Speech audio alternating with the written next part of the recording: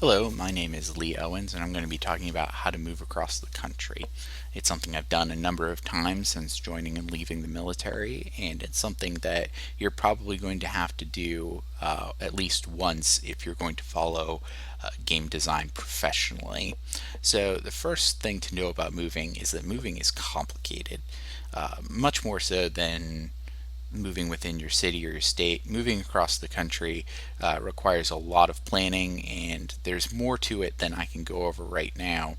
But you have to have just a lot of foreknowledge and do a lot of preparation.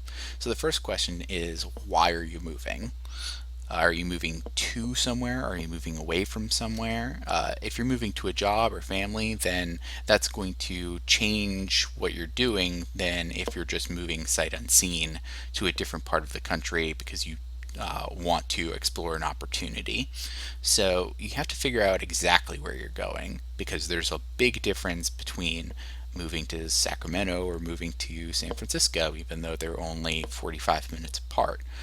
Every place has different opportunities, and you have to figure out exactly what opportunities you're looking for and do your research.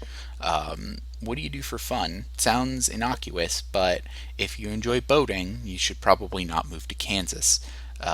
You have to have some idea of what you enjoy during your off time and make sure that those kinds of things are available at the place you're moving to so you won't be miserable.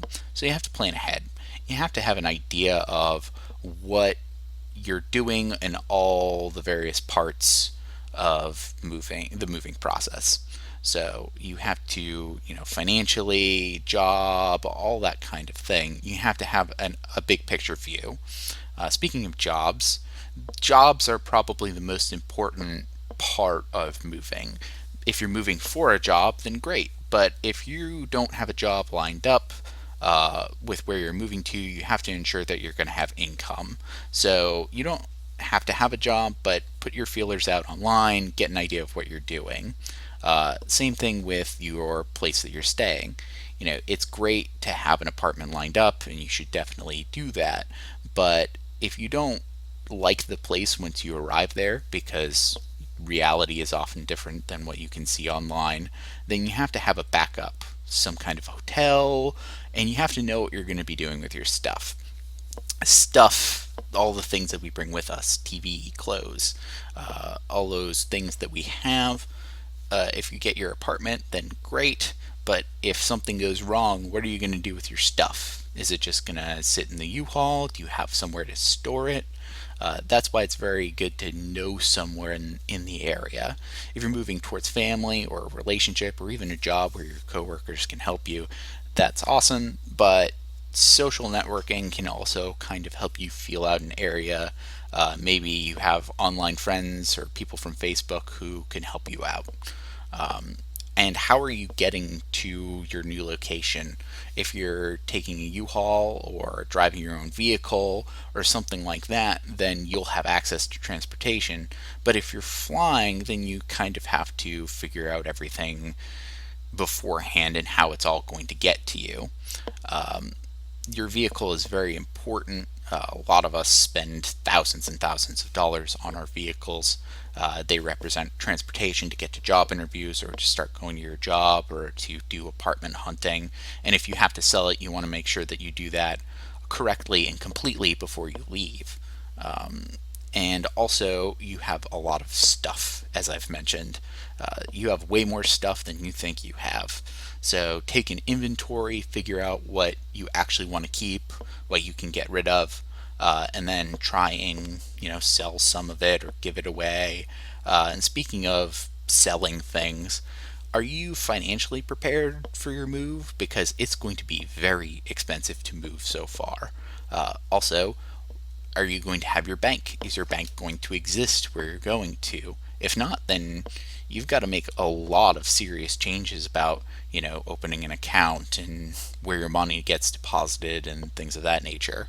So, the biggest piece of advice is to make a checklist. Put all of this kinds of things, all of these concerns that you have onto a checklist, and then just fill it out and make sure that you keep track of everything, including an inventory of the stuff that you're moving across the country.